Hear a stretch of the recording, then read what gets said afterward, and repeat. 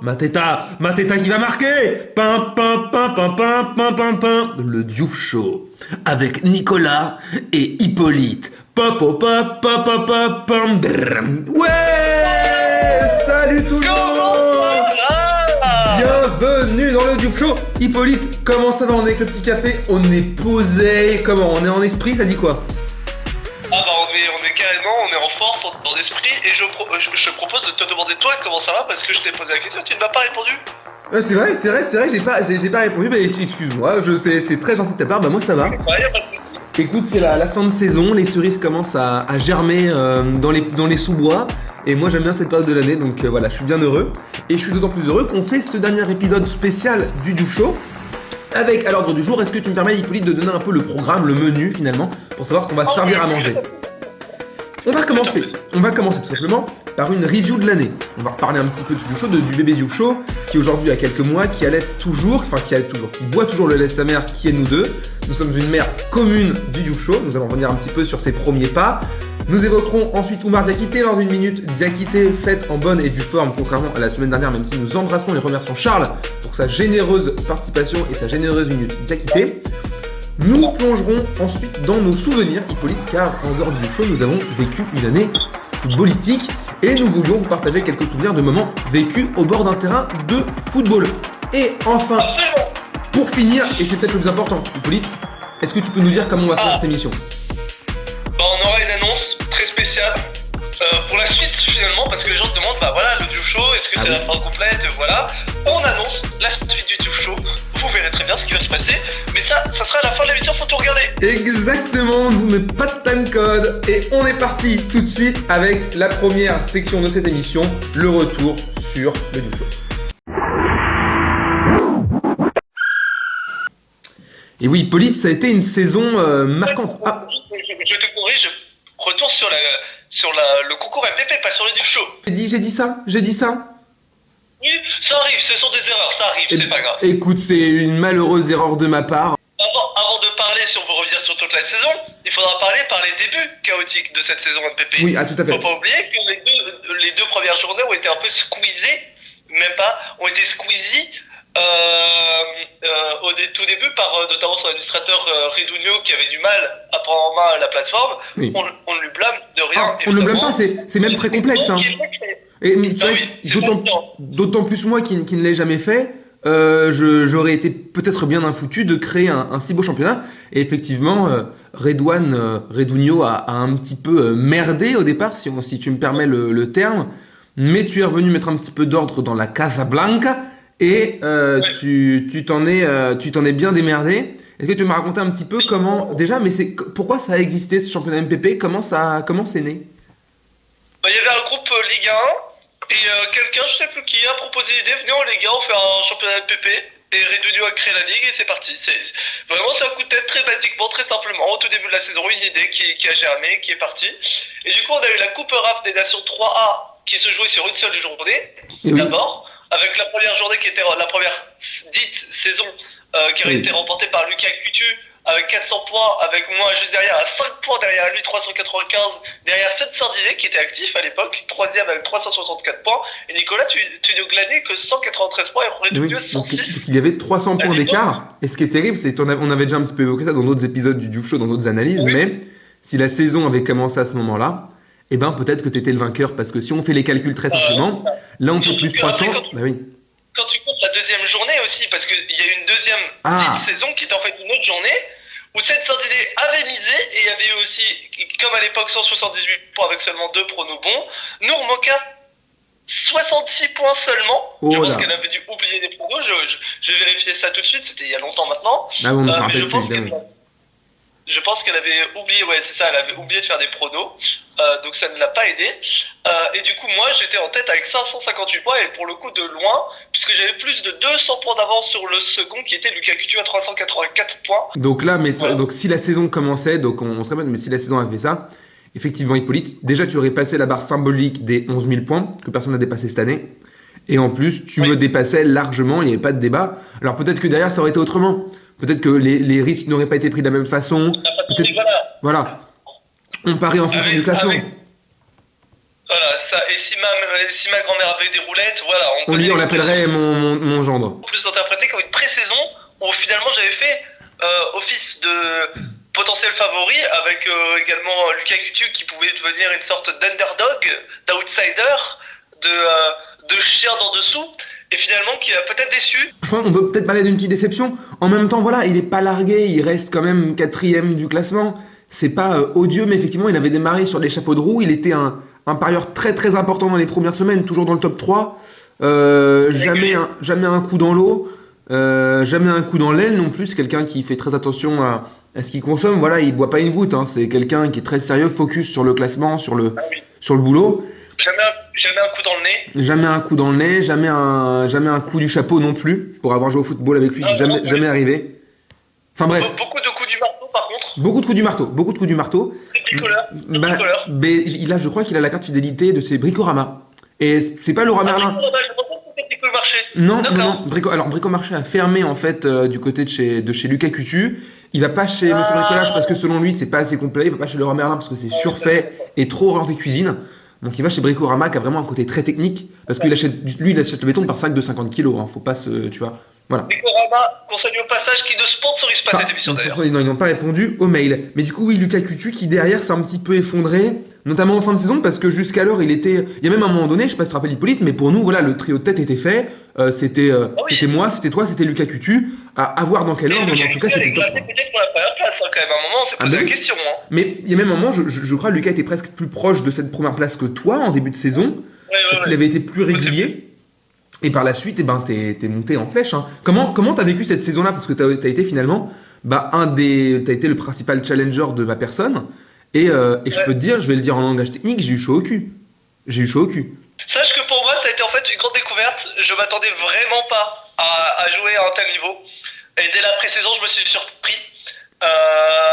Donc en fait, c'est difficile à prendre en main parce qu'il y a la déception de finir deuxième, si je peux me permettre des termes techniques de nouveau, à la place du con. Mais en même temps, je m'attendais pas du tout à jouer les avant-postes comme ça. Je m'attendais plus à être 4ème ou 5ème place, qui se glane plus sur la régularité des pronostics plutôt qu'une réelle réussite. Puisque je rappelle, alors j'ai pas non plus des connaissances de football aussi étalées que par exemple toi ou Lucas Coutu, mais je serais plus comparable à Ridugno ou Nourmoka. Et finalement, effectivement, il y a cette déception parce que ça joue à pas grand chose. Par moment même, j'ai gratté la première place sur les dernières journées. J'ai été premier d'ailleurs à un moment du championnat. J'étais leader. Enfin, du coup, j'ai un peu mal au cœur. Voilà, je suis avec plus de bons pronos que toi en plus. Oui, en plus.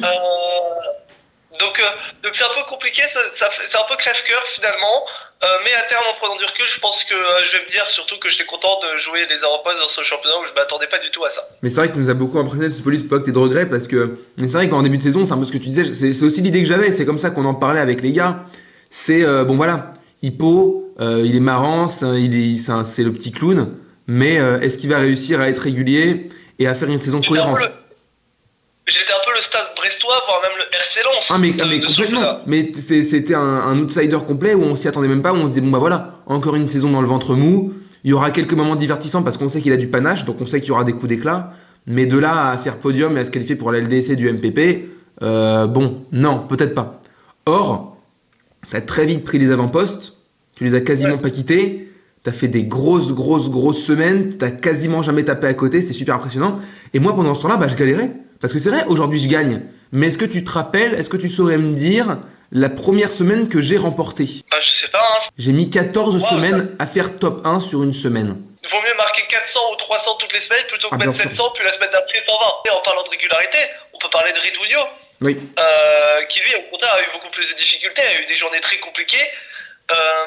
Et finalement s'est trouvé en fin de saison et a enfin trouvé cette régularité parce qu'au début c'était très irrégulier, c'était des pronostics parfois un peu aberrants, on se disait mais qu'est-ce qu'il avance, comment ça Nantes va battre Paris. Et Ridugno on le voyait comme comme moi on s'attendait à me voir, c'est-à-dire ce mec qui pronostique fréquemment, qui va peut-être faire un ou deux coups d'éclat, même pas sûr, et qui va rester à végéter en fait en fond de classement, mais il a inversé la tendance et Ridugno est l'un des favoris pour la saison prochaine. Moi je le prends comme ça, en tout cas quand on regarde les dynamiques de la suite de saison, c'est quelqu'un sur qui il va falloir compter. Et si tu regardes un petit peu, il a certes moins de pronos bons que toi ou que moi, mais il a autant de pronos exacts. Il manie très bien le bonus McDo+, donc des fois quand il a un bon coup, un bon flair, il peut très bien le magnifier.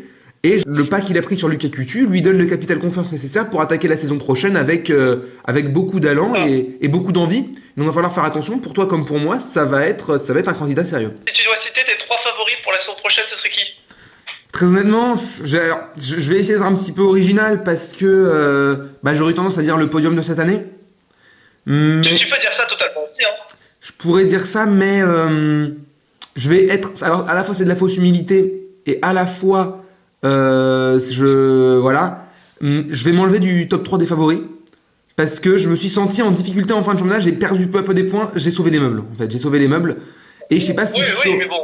en fait, je sais pas si j'aurai le temps de rebâtir cette confiance la saison prochaine parce que j'ai moins savouré la victoire du fait qu'elle a été très très difficile à la fin. J'aurais aimé avoir une petite dernière journée tranquille pour la gloire. Donc je dirais mes 3 favoris, Redunio, Hippo Darbo, donc toi-même, et une 3e personne qui sera à choisir soit Emeline, soit quelqu'un qui rejoindra l'aventure, on ne sait pas encore qui, mais un nouveau venu, ou une nouvelle venue d'ailleurs.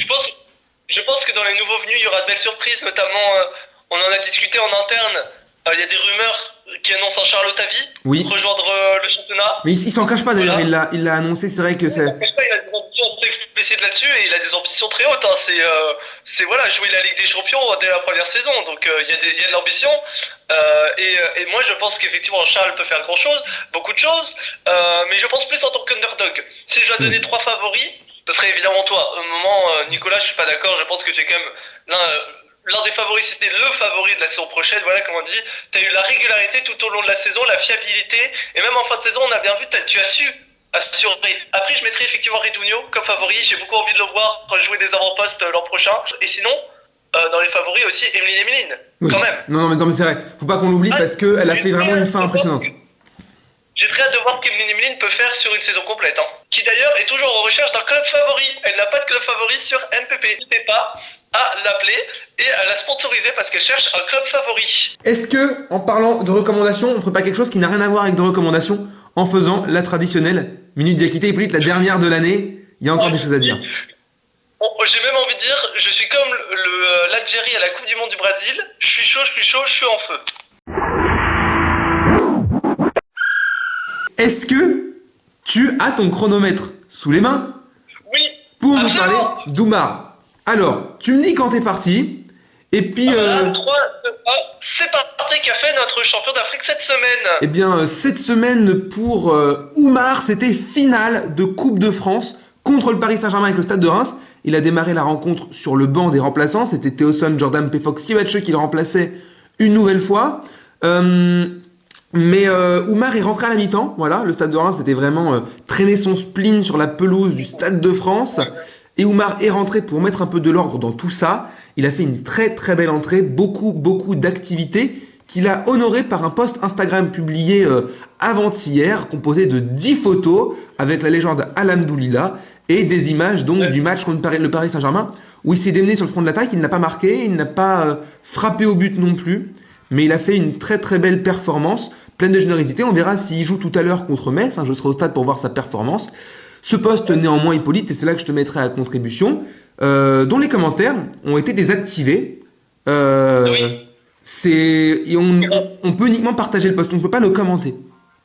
C'est ça, ça rappelle des heures sombres de l'histoire de la Côte d'Ivoire, mais voilà, une censure faite par Oumar, on ne sait pas pourquoi, peut-être que c'est une fausse manip, mais dans tous les cas, censure sur ses commentaires. Et sinon, j'ajouterais aussi que cette semaine, on a oublié d'en parler, mais il y avait déjà eu le match aller des barrages. Oui, c'est vrai, la semaine a été longue. Oui. Un apport très intéressant, puisque quand il est rentré sur le terrain aux alentours de la 50e minute, il a directement fait son impact, tissé sa toile dans l'aile. Il n'a pas joué en pointe, il a joué en tant qu'ailier. Absolument.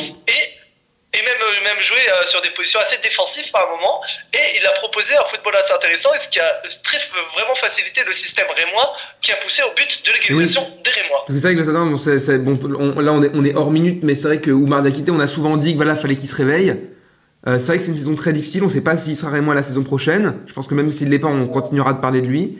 Mais là, sur cette fin de saison, il apporte de l'énergie, le Stade de Reims qui joue très défensivement en général. Et Oumar qui apporte le petit capital folie sur le front de l'attaque, il se démène. Alors pour l'instant ça ne marche pas, mais il pourrait très bien être le héros du Stade de Reims s'il marque ce soir contre Metz. Donc voilà, on espère, et moi je vais dire, j'espère même le voir titulaire ce soir. Ah oui, on lui souhaite de plein cœur.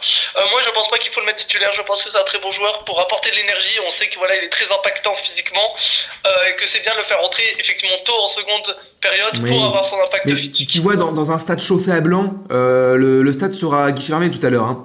Donc je me dis, Bah oui. les gens ont beaucoup apprécié sa seconde mi-temps au Stade de France. Donc peut-être surfer, on va voir. On va voir les choix du coach Samba Diawara. Yannick Noah était Voilà. là hier au stade pour encourager les joueurs. C'est pas vrai. Si, c'est vrai, il est passé à Reims, il est passé au centre d'entraînement, il a glissé un mot aux joueurs. Donc voilà, à voir si ça porte ses fruits et si le Stade de Reims réalise demain le Grand Chelem. Et oui, et les sponsors, aujourd'hui, nous avons 3 sponsors à annoncer et à remercier. Alors, 4 même. 4. Ah, je me suis perdu, il y a même un 4e sponsor qui nous a rejoint. Mais du coup, côté sponsor, évidemment, par qui d'autre commencer Bah, que monsieur, François. le seul unique François Civil. François Civil. Voilà. On le remercie de plein cœur Ah, mais on le pour remercie son plus que mécénat, jamais là. pour son investissement dans l'émission de Diouf Show. Il a fait beaucoup de sacrifices pour nous. Beaucoup de dons. Et on en est très reconnaissant et du coup on le remercie pour ça. Et par ailleurs, je crois qu'il nous répond de rien en échange. Eh ben, c'est gentil, merci à lui. Également, Jean-Philippe Mateta, Bien sûr. qui nous fait le plaisir de sponsoriser cette émission, voilà, on est habitué, voilà. Et qui du coup, du côté de Crystal Palace, je pense, a dû bien célébrer la victoire en FA Cup, en Coupe de la Fédération, avec cette victoire 1-0 contre Manchester City, qui malheureusement n'a pas inspiré le Stade de Reims à les imiter. Malheureusement, oui, tu l'avais Également, sous-entendu, mais oui. Le café de Lucas. Ah oui. Mais, qu'est-ce que je suis en train de boire? Je suis en train de boire un café de Lucas. Voilà, et qu'est-ce que je viens de boire? Un café de Lucas. Un café de Lucas. Voilà. Merci à eux de sponsoriser Voilà. l'émission. Et enfin, un dernier sponsor, tout nouveau sponsor, on remercie Omar da Fonseca. Donc, Ah, mais si, mais c'est un grand moment de football. absolument, Omar fait partie de l'émission carrément. Voilà, on a eu un bout d'Omar da Fonseca au sein de l'émission, c'est absolument magnifique. Omar Diakité Fonseca. Merci pour ce jeu de mots, qui est sponsorisé donc par Omar da Fonseca. On le remercie pour rejoindre l'aventure du show. Merci Omar. On passe à la suite. Hippolyte, on fait une petite plongée dans l'année. À la suite, Avant. et on parle peut-être de souvenirs, de voyage. C'est parti. Voyage dans les souvenirs. Et oui, Hippolyte, ça nous tenait à cœur un petit peu. C'est vrai qu'on a vécu au rythme du Diouf Show cette année. Pour de vrai en plus, hein, puisqu'on se voyait chaque semaine pour enregistrer. Enfin, on se voyait à distance. Mais voilà, chaque semaine on enregistrait. Ça ne s'est jamais démenti, sauf pendant les petites périodes de tension qui sont déjà très vite oubliées. Et je le répète, mais je regrette amèrement d'avoir fait ce que j'ai fait. C'était vraiment pas bien, voilà. Et par ailleurs aussi, il y a eu une semaine aussi où ça a été sauté. Oui. Et je pense qu'il est temps de mettre les choses à plat. Ah oui. Parce qu'on joue au plat même. D'ailleurs, c'est le nom de cette de nouveau, émission. bien sûr. Poésie et au plat. Où du coup, je n'étais pas présent dans cette émission. Et beaucoup de gens ont pensé que c'était fait dans mon dos. Non. Que je n'étais pas mis au courant. Je tiens à préciser. Ce que tu as d'ailleurs presque appuyé, ce que tu avais quasiment appuyé, ce que j'avais en plus moi sous-entendu, simplement pour instiller la tension entre nous, et c'est autant de ma faute que de la tienne, enfin autant de ma faute que de tu vois, c'est pas ta faute. Et je pense que ça m'a, au vu des tensions de l'époque, ça m'arrangeait de dire que c'était pas, moi aussi. C'était dans mon dos, etc. Mais à un moment, je pense qu'il faut mettre les choses au plat, aux œufs au plat, et dire les choses. Et je fais même un plat du pied en disant que en fait, j'étais tout simplement pas disponible et que j'avais prévu Nicolas en avance et que c'était même moi qui lui donnais l'idée de peut-être inviter la Guine. Voilà, parce que j'aurais pas osé inviter quelqu'un d'autre, j'aurais pas forcément osé faire et dire bon bah voilà, je te remplace. Parce que pour moi, Hippolyte, c'est pas juste quelqu'un qui répond, c'est pas juste un miroir, c'est pas juste quelqu'un qui fait un ping-pong avec moi. Voilà, le Diouf Show, pour moi, c'est Hippolyte, sachant que le Diouf Show, c'est une idée d'Hippolyte à la base. Donc j'aurais été très mal à l'aise, c'est vraiment une symbiose, et j'aurais été mal à l'aise de mettre quelqu'un d'autre à sa place, mais c'est Hippolyte qui m'avait légitimé, ça avait été un bon moment, mais j'ai été très heureux de retrouver Hippolyte par la suite. Voilà. Par ailleurs, pour la précision, je n'étais pas disponible parce que tout simplement j'étais en Roumanie et j'ai même écouté l'émission depuis la gare routière de Sofia en Bulgarie. Eh ben on embrasse tous les Bulgares et toutes les Sofia qui nous écoutent. Et c'est une belle transition vers la notion de souvenir, Hippolyte, parce que oui, comme on a dit, donc pour reprendre un peu le fil, on a vécu au rythme du Diouf Show, mais on a aussi vécu football en dehors du Diouf Show, et on a vécu de belles histoires, et on va vous raconter une histoire finalement, un souvenir en lien avec cette année passée à l'étranger, Autour du football, Hippolyte, est-ce que tu veux commencer? Ah oui, je veux bien commencer avec un souvenir qui me prend vraiment au cœur, puisque cette année, du coup, j'ai vécu en terre balkanique, du côté À de Levallois-Perret. Sarajevo. Pardon. Et en fait, je vais vous raconter en fait, mon premier souvenir de football, qui est aussi mon premier souvenir tout court de Sarajevo, puisque je suis arrivé à Sarajevo aux alentours du 24 ou 25 septembre. Et je suis arrivé dans la nuit et ma première journée s'est passée forcément chaotiquement. Voilà, il fallait trouver une carte SIM pour avoir du réseau, il fallait commencer à chercher un appartement. Dans la fin de l'après-midi, on me contacte pour me dire mec, il y a un match de foot ce soir, ça te dit de venir? Je dis bah carrément. Et en fait, c'était le derby de Sarajevo. Énorme. Donc le match le plus important de tout le pays. Et je suis allé dès le premier soir au derby de Sarajevo, au stade olympique de Koševo, le stade olympique des JO de 84. Et c'était du coup un match entre le FK Sarajevo et le FK Željezničar Char. Et j'étais très heureux d'y prendre part aussi parce qu'il fallait que je choisisse un peu un club. Fallait que je choisisse qui est mon favori. Et donc ça a été un peu la journée un petit peu le moment de vraiment trancher. Alors là, le tranchement n'a pas été complet jusqu'à ce que j'aille dans le stade du Željezničar pour approuver effectivement que j'étais vraiment un supporter du Željo. Mais tout cela pour dire que voilà, c'était mon premier souvenir. Et de voir l'ambiance des stades dans les Balkans avec des ultras qui sortent les fumigènes, les tifos, une ambiance de fou et un stade évidemment chauffé à blanc. Et ce qui est sûr, c'est pas chauffé à noir, puisque j'ai aussi également perçu des parties mauvaises du stade, voilà, le racisme, les insultes, qui même moi qui ne parle pas bien la langue comprenais. Mais tout ça pour dire que c'était mon premier souvenir et que j'en suis un peu ému. Le retour du Djedio, le meilleur.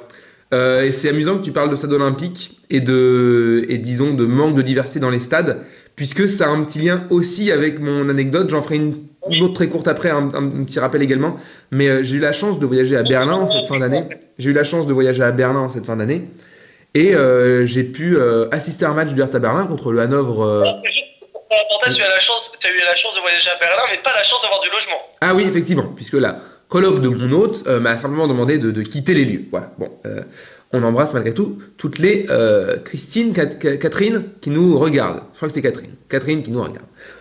Donc oui, j'ai eu la chance d'assister à ce match dans l'Olympiastadion de Berlin, qui avait utilisé pour les Jeux de 1936, dont on se rappelle pour leur instrumentalisation dans l'idéologie nazie et pour les grands succès de Jesse Owens au nez et à la barbe du grand directeur de l'Allemagne d'alors, dont je m'abstiendrai de citer le nom pour ne pas être bloqué par YouTube.